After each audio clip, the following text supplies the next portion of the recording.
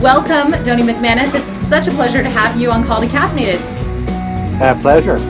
Yes. Now, we met back in 2014, and we met at the Seminary of the Immaculate Conception on Long Island, which I think is one of the most beautiful buildings in the United States, got to hear a little bit about your theology of the body, and how you relate that to your career and vocation as an artist, which was so beautiful.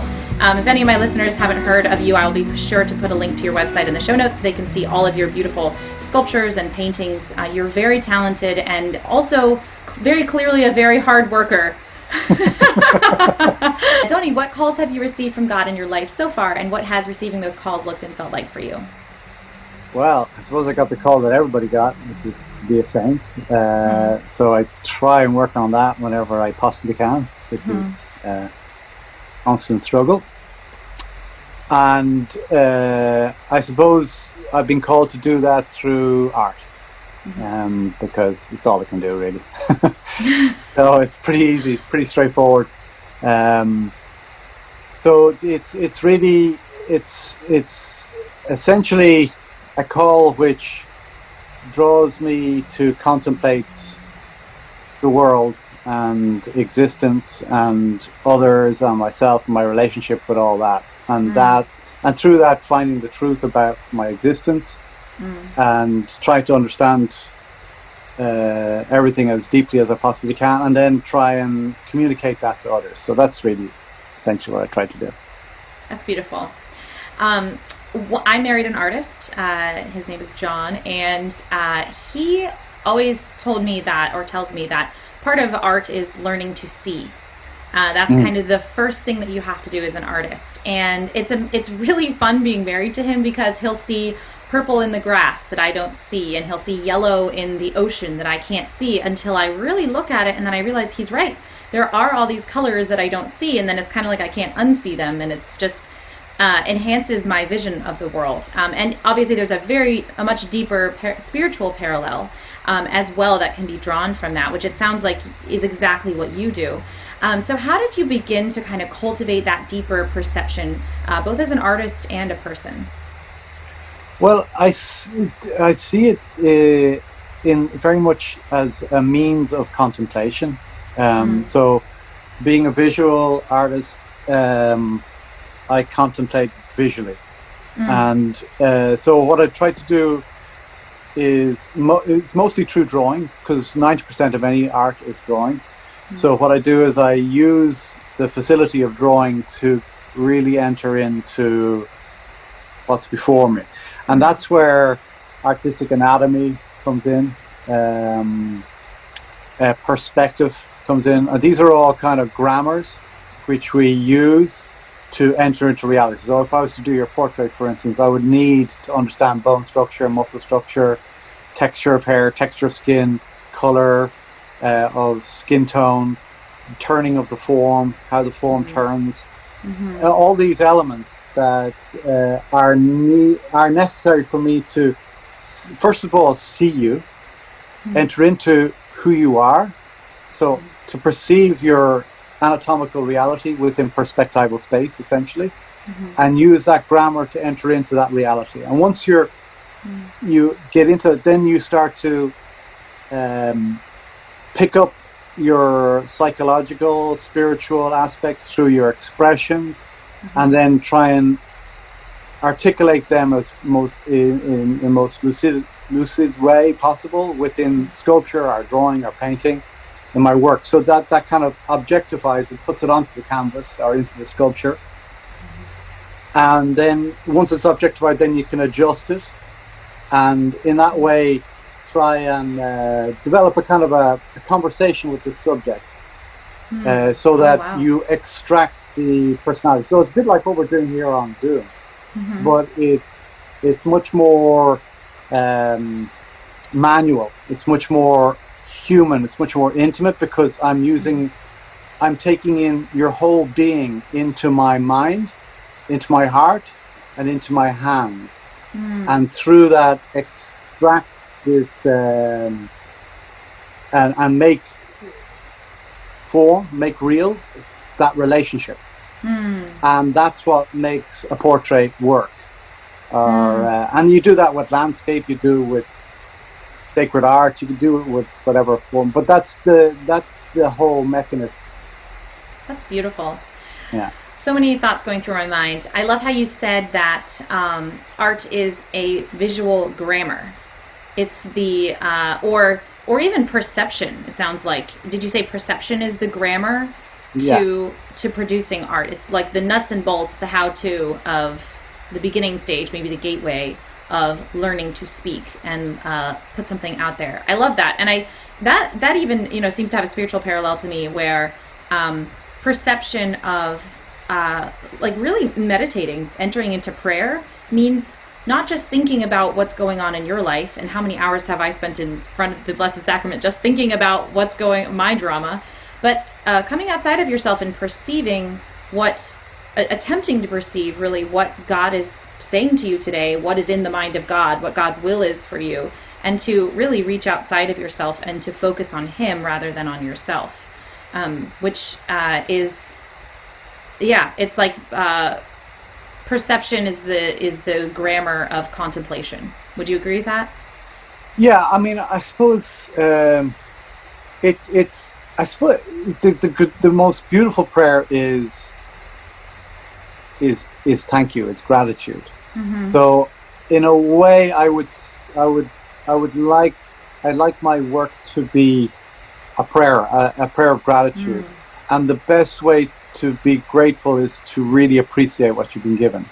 So, first of all, the talent, and then, of course, the people in your life, your wife, your family, your home, your friends, and try and even I suppose the history of redemption, like painting the Holy Family, the Apostles, like Pentecost, altarpieces to do with John the Baptist. These are all things that I've done in Italy and or in the States or in Ireland. The altarpieces, so you can show your appreciation for redemptive, the history of redemption, and your own daily life. And to me, that's what it's all about. Wow, that's very deep. I was wondering, even to just draw a single person is an overwhelming, must be. I mean, anytime I try to draw a person, I'm overwhelmed by how much there is to capture within that experience of that one person. And there's no end to the depth of it. And to paint a scene like the St. John the Baptist's lives, or to sculpt, St. Joseph, who is, he's a saint. There's so much more to sculpt Christ. My goodness, there's so much more there. What is that like for you to try to hang on to things as you go, if that makes sense? To try to capture the depths of it without just losing yourself in it. How do you do that? Well, it's funny, the last thing you said is how you do it. You lose yourself in it. Okay. You have to let go. Now, first of all, you have to study the grammar. You have to understand anatomy. You have to understand perspective. You have to understand all those elements, those artistic elements, so as to be able to perceive, to be able to penetrate the reality before you. Makes sense. And then once that becomes second nature to you, then it starts to just flow from you. So you're not intimidated. So you put a model in front of me and you give me a stick of charcoal, I just let myself go onto the paper, because that's where the relationship happens. So I do it through a mechanism of music and architecture. So I first of all enter into it musically through the gesture, get the main gesture. And then once the main gesture is there, then I put a bit of architecture on. So the head, thoracic cage, pelvis, get them orientated appropriately. They're the three largest forms. And you get them to relate to each other properly. And then once you've done that, then you go back into the rhythm of the legs and arms and the musculature, the rhythms between the forms, how the head attaches, the rib cage attaches to pelvis. And then you go back into structure again. You go into the actual, how the bones fit onto that, and then how the muscles attach to the bones, and all that. Just once you understand the anatomy, then it all kind of flows very naturally. Because you're working from conception and perception. So you have the conceptual understanding of perspective, the conceptual understanding of bone structure and muscle structure, and then that's understanding from the inside out. And then with your perception, you're seeing it from the inside or from the outside in. So it's kind of if that's the truth there in the middle, you're coming from perception and conception, and you gradually arrive at the middle point. So it's a bit like a camera coming into focus. That's the way I draw. I draw very loosely with charcoal, very soft charcoal. So you get the gesture down, and then you buff it off, and then you go back into the structure, and then you buff it off, and then you go on to the next detail, buff it up. So you're constantly ghosting your drawing. Wow. And that way, you're gradually focusing in on the reality that's there, and you gradually come into that fine focus, and then you nail it. So that's how I teach. Wow. Yeah. Yes. That comes through in your sculptures and your paintings, because the reality of the human form is so important, because the human eye can perceive right away when something's really off. And maybe you're breaking that rule intentionally, but if you are breaking that rule intentionally, there has to be a purpose to it. You want to be able to actually perceive that it is a true human form. And I think that's the thing that is so pleasing initially about your work, is that you perceive the truth of it, and then you can enter in more deeply to what is this figure saying, without being distracted by a lack of truth in the form itself, if that makes sense. Absolutely. I mean, academic training, which is becoming more popular now, the whole French academic training of the 18th and 19th century, that's kind of come back into vogue now. So a lot of schools are moving away from artists are moving away from the art school kind of no rules at all, everything's art, to a really hardcore academic training, which is like French academic. Now, both of them are problematic in that one is like completely no rule. Well, they're both legalistic, and this is the problem. One is legalistic in that it's breaking all the rules, but it's breaking them out of ignorance. They don't even know what the rules are. So that's kind of the modern art school idea. And then the kind of rigid academic approach can be just it's just holding on to the rules for the rules' sake, because that's all they have are rules. So it becomes very rigid and confined. But I think the best approach is, in the words of Ratzinger, it's going forward in tradition.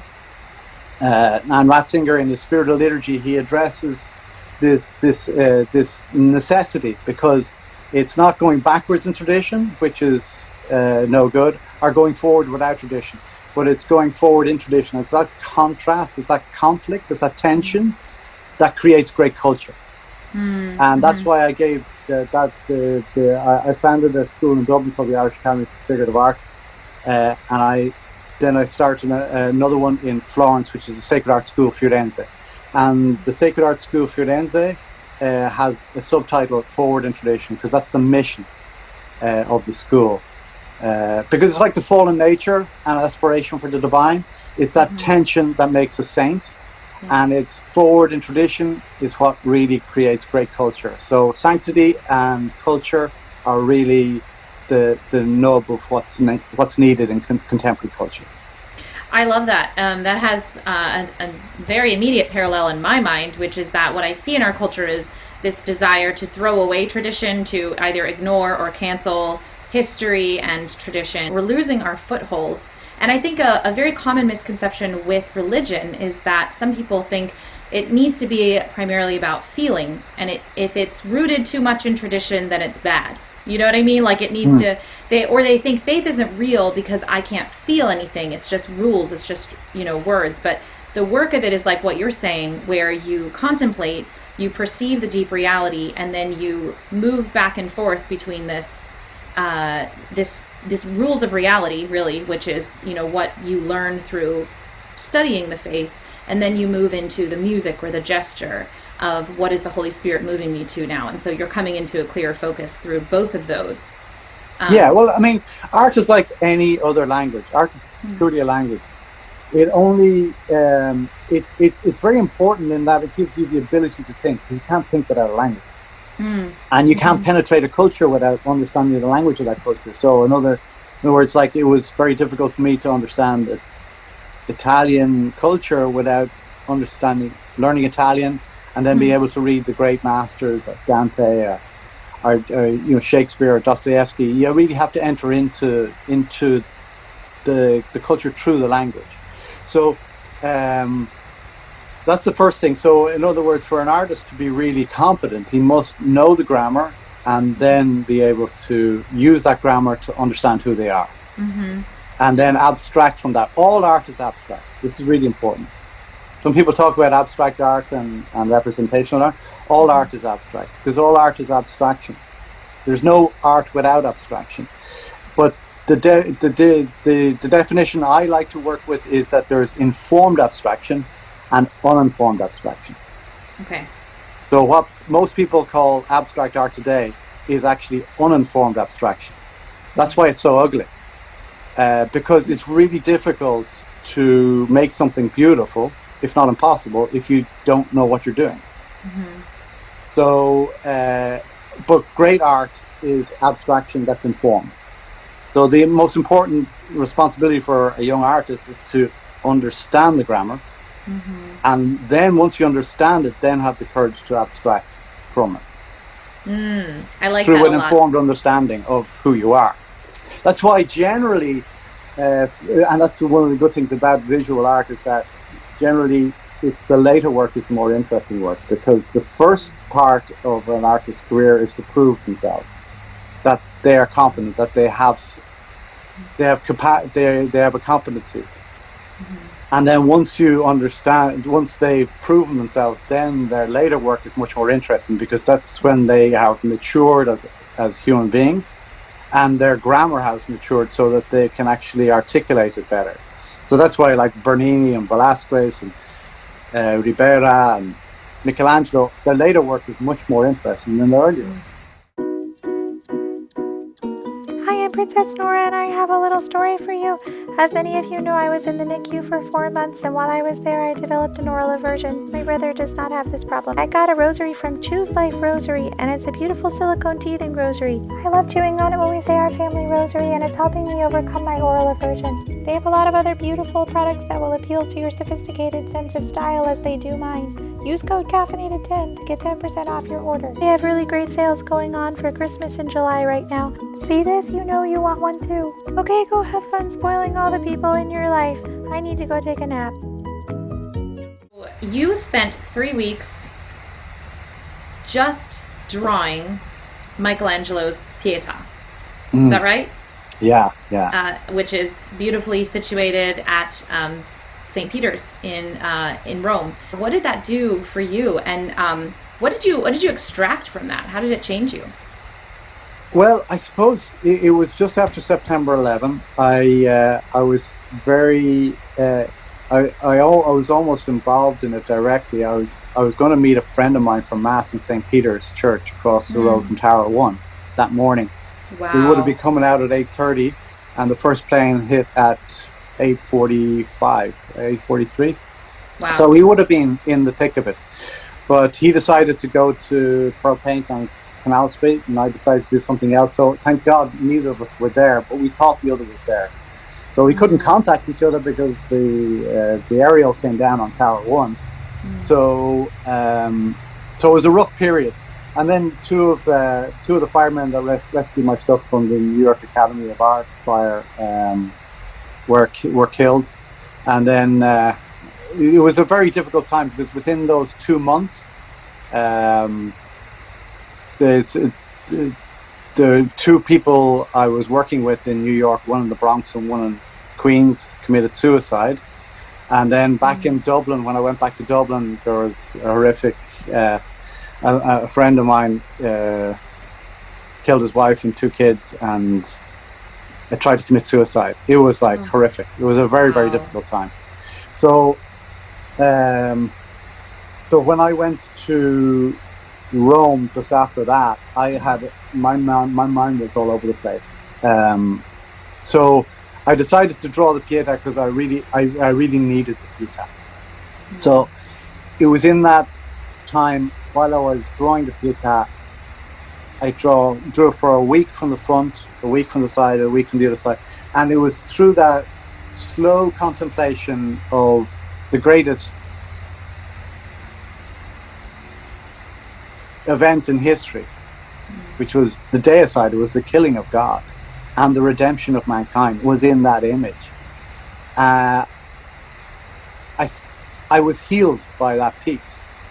It healed my faith in God, my faith in humanity, and also it renewed my understanding of my vocation as an artist, because it gave me an opportunity to realize that, look, if Michelangelo can heal me through this lump of stone, if I can just get a fraction of that and project it forward and maybe bring it to a new generation of much more talented artists than me, then we can recreate this culture and even go further. And that's really what has given me the momentum to do what I do. That's beautiful. Wow. So many questions from that.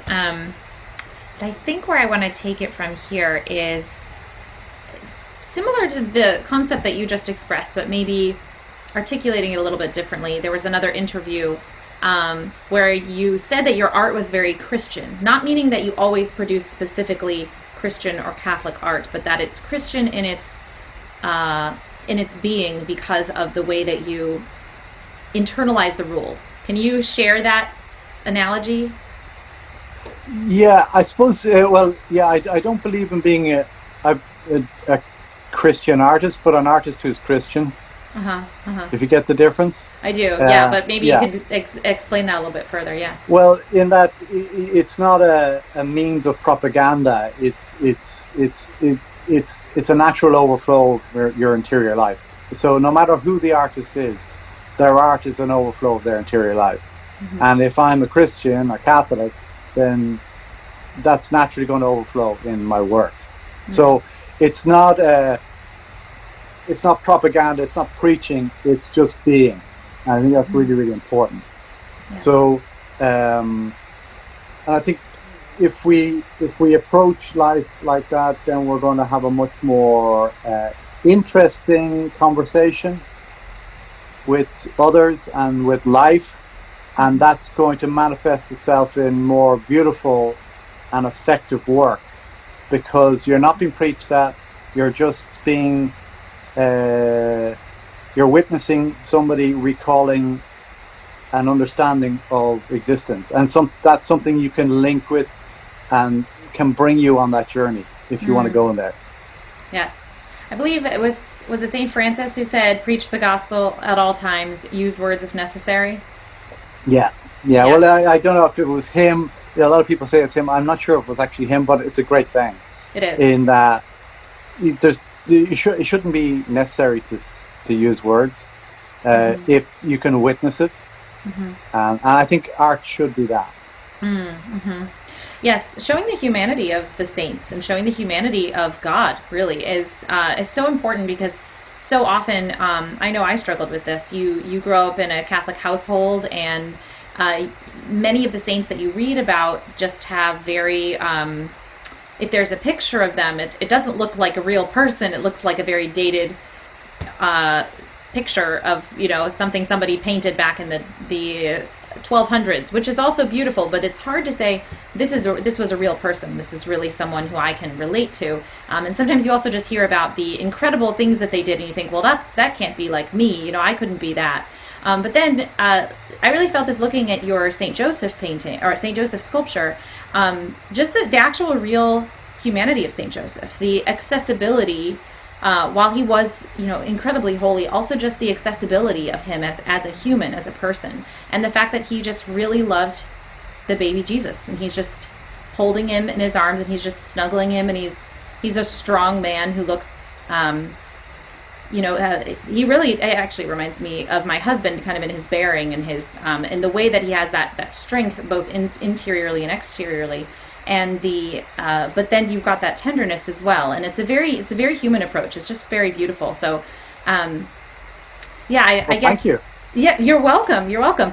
There's something about the St. Joseph that I think is very important to understand. It was a very risky thing to do that statue of St. Joseph, because in contemporary art there's such suspicion of sentimentality and kitsch. So if you do something like that, it can very quickly be labeled as kitsch and sentimental. And the only way to really avoid that is for it to naturally emerge from your interior life. So that St. Joseph emerged from a conversation between myself and St. Joseph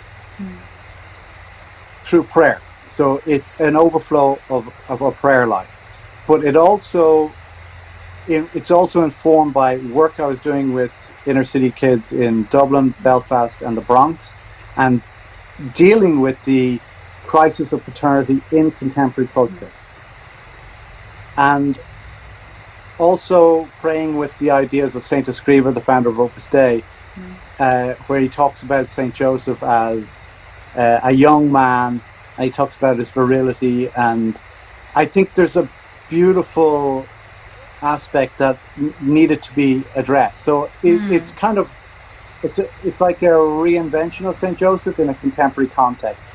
So it's taking huge risks in that people won't understand who this is. Yes. But I think there are risks that need to be taken. But it's a continuation. It's not rejecting the tradition. It's approaching the tradition in an informed way, and then having the courage to bring it forward in a contemporary context. And in that way, that's why it touches people, because it's relatable. It has a contemporary aspect to it, but at the same time a timeless aspect to it. So it's that, but that takes you need to really listen. I think listen with a capital L is the secret of life. It's the secret of love, because you cannot really love what you don't understand, and you can only understand if you listen. And I think this is very close to marriage and relationships as well. So I think that was the core success of that piece, because I was listening, people are relating to it because they're connected. I mean, one of the most beautiful compliments I ever got was that piece broke my heart, is what one person said to me. And I thought that was beautiful, because that's really my ambition in my work, is to break as many hearts as I possibly can with beauty, because in the words of Ratzinger, beauty has the power to pierce the heart and to bring with it truth and goodness. And that is the highest ambition an artist can have. Yes. And I think St. Joseph has in some way touched that aim. Yes, because we're never going to outgrow our need for a father who's going to come for us and love us. And there's a great crisis in paternity. I mean, it's the source of a lot of what we saw this year. Yes, it is. Now, I think it's, as a Christian, no one's ever going to say, good job, you did your hour of contemplation today. There is certainly a movement toward like mindfulness and meditation in just the sense of like clearing your mind, but nobody's ever going to say, oh, you did your holy hour today, good job, well done, you checked off that on your to-do list. There's no purpose to contemplation. So what do you see as the fruit? I won't say the point of contemplation, because there's not supposed to be a point, but what do you see as the fruit of contemplation? In essence, it's being. We are not human doings, we're human beings. So really, that's where we need to be. I think it links with what I was saying earlier on about the career of an artist. An artist spends the first part of their life doing, and then they start being. And I think that's really where where an artist needs to be. Yes. Because it's when they are reading, that's when they penetrate the depths of our being. Yeah. And communicates that being. So I think contemplation is that. It's just that an artist does it visually. And in that way is able to communicate it visually. And of course it's not limited to any language. Like, it's international in its grammar. So visual art is very effective in that way. And I think one of the reasons why the church and Christianity has lost a lot of impact in our culture is because it's let go of beauty. It hasn't invested in beauty. And I think it's time we stop talking about it, because so many people, like in conservative circles, talk about, beauty will save the world, quoting Dostoevsky till you're blue in the face. But who's investing in it? Who's making it happen? Yes. Because I know one of the big problems with conservatives is that they don't focus enough on culture, and that's why the left has taken over the culture, because we've left it to them.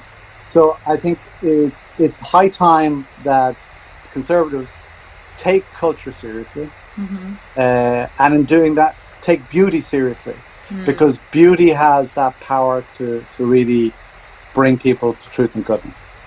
Especially in a relativistic culture where your idea of goodness is different to my idea of goodness, or your idea of truth is different to my idea of truth. But beauty is something that brings them together. And that's why, most of my friends are leftists, because they're all artists. And that opens, because they really love beauty. And it helps them get over, and it helps me keep out of a box where they want to put me, because I'm keep on opening up, because they're attracted to the beauty that you produce. So it's always completely, like, I live beside Marxists all my life. My next door neighbors were Marxists, and they've always tried to label me, but they can't, because they keep coming back to see what I'm doing next, and that just keeps opening the box, and it keeps the relationship going. Yes. Which is beautiful. Yes. I was just reading Dr. Carrie Gress's book, Theology of Home, which is such a beautiful book. And she talked about how we can't necessarily get people into church, but we can get them into our kitchens. And that's where and we can have beauty there waiting for them, and we can have goodness and, healthy relationships, and just invite people in, and hospitality is its own form of extending beauty. I see a lot of I see a lot of that. I know a lot of people who are doing that in their homes, and I'm very fortunate to be a part of a community that is doing that and supporting each other in that. There's another great book too, actually. So the Theology of Home, and I see that lived out, which is so beautiful. And then Nicole Caruso just came out with a book called Worthy of Wearing. And she lives in your area, I think. She's right in the DC area. Anyway, she is, I'm really excited to interview her on the podcast as well, because she talks about really designing your sense of, your personal sense of style. She doesn't use the word fashion. She says your personal sense of style. And it's all about really acknowledging your worth and allowing that to shine. And I think there's a misconception that if you are beautiful, you're vain, or if you dress well, there must be vanity there. And her mission is to integrate the two, and to say, no, we believe we are worthy, and therefore we wear, it doesn't have to be designer clothes, but just something that expresses what is going on inside of you internally. So it's a very inside out approach, which I think is so beautiful. I just started reading the book, but these are different manifestations of what you're saying with culture. And certainly also music. I'm fortunate to know a few very musical families who play music in their kitchens and sing together. And, what a beautiful thing. I've been a part of that, and it has stayed with me, that beautiful, the mom was making pies with some of the sisters, and some of the other siblings were there playing their music. And it felt like coming home to be a part of it. Yeah, well, see, as long as love, charity is the source of all these things, and it's not a utilization, you're not using style. You're not using hospitality to bring people to God.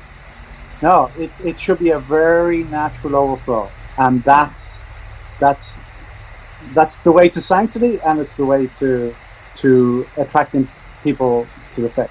Absolutely. Yeah, and if it's forced, you can smell it a mile away. Absolutely. But if it's natural... And besides, you're doing yourself an injustice. You should not be doing that. Yeah. Right. Absolutely. Yeah. For my non-artist listeners, of which I am one, how would you go about beginning to contemplate with art? How would you go about beginning to use it for prayer?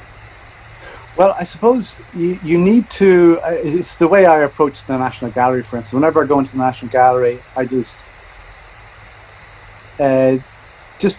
walk through it, and then whatever work jumps off the wall and grabs me by the lapel and says, hey, listen to me, that's the one I deal with.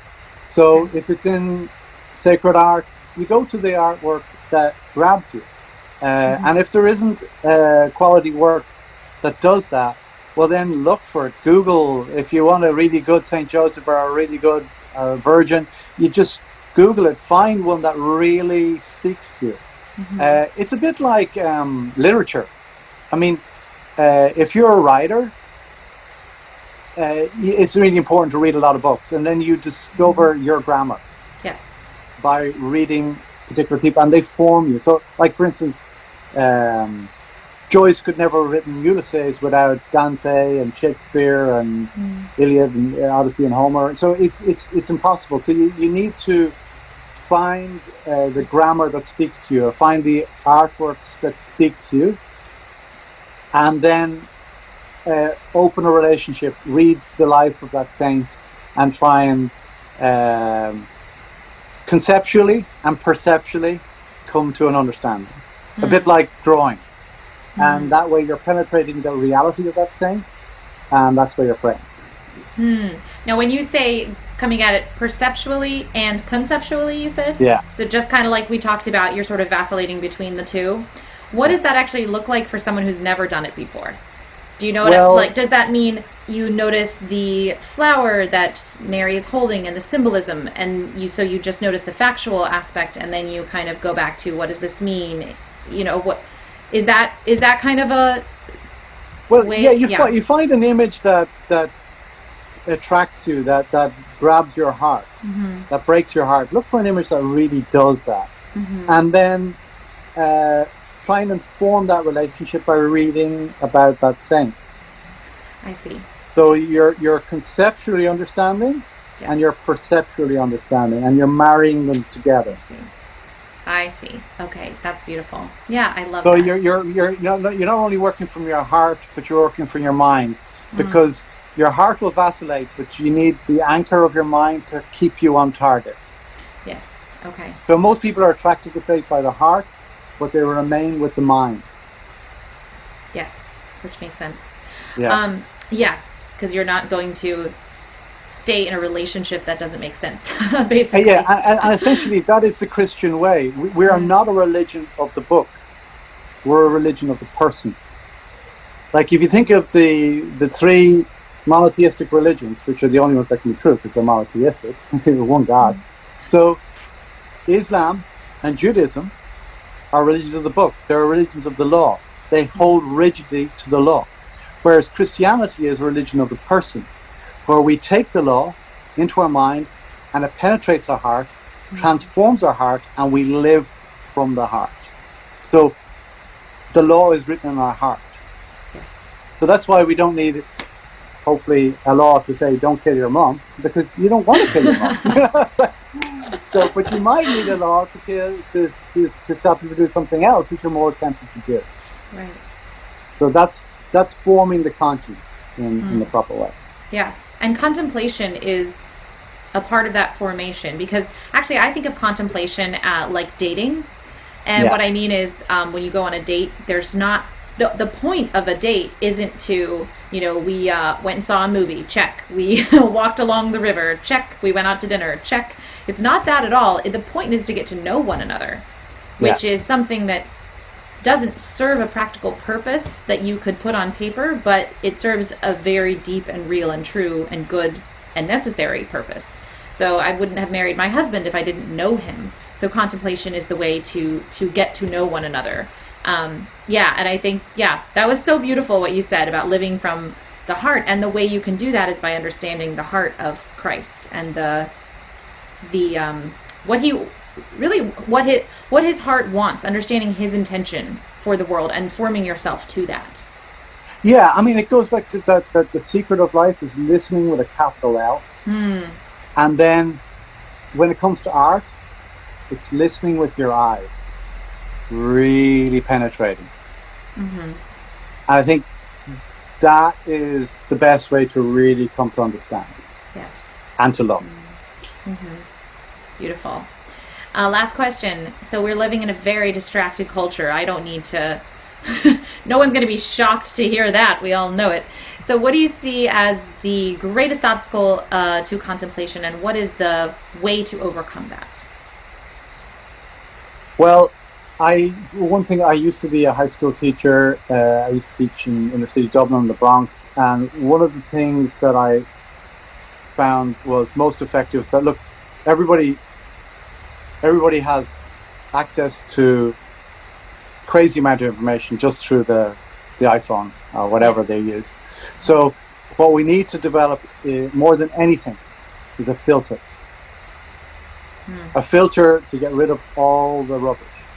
And we're inundated with way too much information. We're not designed to deal with this. So we need to be able to develop a filter to see what is good and what is bad. And that's where liturgy is fundamental. Liturgy brings us into correct relationship with God, to understand who we are in relationship to God, and that will inform us of our mission. And anything that takes us away from that, on deep understanding of who we are, we should filter out of our life and just concentrate on what really matters. Because with all this nonsense that's going on, it's designed to distract. All this transgenderism and all, it's designed to demoralize, confuse, and distract. We need to develop a filter for that. Keep it out. Keep it away from ourselves, keep it away from our families, keep it away from our children. Know what's going on, but don't let it get into our being. And then stay focused on what really matters, which is love, family, relationship, friendship, God, all the things that really matter. Creativity, art, culture, so as to build all that, because the devil wants to distract us, and that's what he's doing most effectively right now. I have to be really careful with our devices. I couldn't agree more. I interviewed a gentleman named Dominic Albano, who used to work for Dynamic Catholic. He wrote this book called oh my gosh, I can't remember what it is right now. Was it The Secret to Happiness? No. That is so terrible. I can't remember the title of his book. I'm sorry, Dominic. I interviewed him and it was a great interview. I will put that link to that book in the show notes. But he talked about, this really reminds me of what you said just now, the 5 levels of perception, which I think is something that he came up with, which are effect, cause, circumstances, intentions, and purpose. So just if we're living at the effect level, we're just constantly looking at at the effect that our actions get. We're not looking we do what will get the effect that we want. And so that's constant drama, because we're just trying to get the effect that we want. And then you go deeper and maybe you're able to see the cause of something in the way that you act. And then you go deeper than that, the circumstances. Not only do you see the cause, but you're also looking around at the different extenuating factors. So for example, if I'm late and I tell my husband, oh, I'm so sorry, I'm late. This circumstance kept me from being here on time when I told you I was going to be. Then we're looking there, but we're not at the deepest level of perception yet. And then the next one is where you look at the intention of the other person, and you're able to see this is what this person really intended. If I'm driving and somebody cuts me off in traffic, I may be immediately angry at him, but if his wife is in labor and he's trying to get to the hospital, and I assume that of him, that he has a good intention, that he actually has a real reason for doing that to me, then I would of course move right over and I'd slow down and I'd let him in as much as I was able. I would assume the good, which we are obligated to do as Christians. And then the deepest level of perception is purpose. And if you're living from purpose, which is what you're saying, living from your purpose, that's the deepest level of perception. That's seeing, listening with a capital L, and seeing with your the eyes of your soul and really perceiving. And as we're talking, just to put a nice bow on all of this, it seems to me that contemplation is really the thing that gets us to our purpose. You know, we can hear it all day, we can read it in a book, but it has to live in our hearts, and it has to be informed and strengthened by that relationship that we get through contemplation. Absolutely. That was really cool. Well done. Thank you. Wow, that was just neat to relate all these different things, because I know in Dominic Albano's book is very focused on, which I love, is very focused on practical ways of living your life. And very Stephen Covey, very practical approach, which is great. And I love that our conversation has also been a lot about, you know, developing that relationship and sort of the more cerebral aspects. But I love like bringing those two together and just finding the intersection of those. So I hope I'm going to go back and listen to this later, and it's either going to be complete garbage or the smartest thing I've ever said. Can't wait to find out what it is. Sounds good to me. Now, how would you like people to find you, Dony? Probably the easiest way is just Google my name, DonyMacManus, and there are a ton of videos. I've done a lot of documentaries about Florence, about Rome, some about me. And then there's like the webpage, DonyMacManus.com. And Dony MacManus Studios, which is my teaching, I teach as well, are the Sacred Art School in Florence, the Irish Academy of Figurative Art, the schools I founded. So whatever people are interested in. There is a lot out there to find about you on the internet. A lot of beautiful interviews as well, where you can get even more of the goodness that you've already shared with us today. Are you taking students right now in your Falls Church studio? Yes, yeah. Well, one thing I really want to do is to bring this vision forward. So I think it's really important, especially at the crisis we're in right now with the culture imploding, is to look. We may not see the renewal of the culture in our lifetime, but it's the next generation that we need to invest in. So I see it very much like almost like fall of Eastern Europe to communism. You know, you just have to invest in the next generation, and they will be the people who will lead us out of this. So I think we need to invest in the next generation and empower them with faith first of all, and then culture. And the faith's like the bone structure, and muscles are like the culture. Faith without culture is less effective. Yes. You've got to give them the muscles to animate that, and that's going to give them punch and give them the ability to have impact in the culture. So I think that's the main motivating force behind what I do. I love it. So would you encourage people to reach out to you if they have someone, a child, or high schooler, college age? What's your favorite age? Whatever, yeah, I'll take them whatever they are, whatever stage they're at, but I'd be really challenging. I'm not messing around. I won't send my 3 and 4-year-old to you yet. Oh yeah. Not yet. They just learned how to make a smiley face, which is, I was really proud of that. No, it's one thing I don't want to art's not about pretty pictures. Art is about personal transformation and cultural transformation. And that's the level I like to teach it.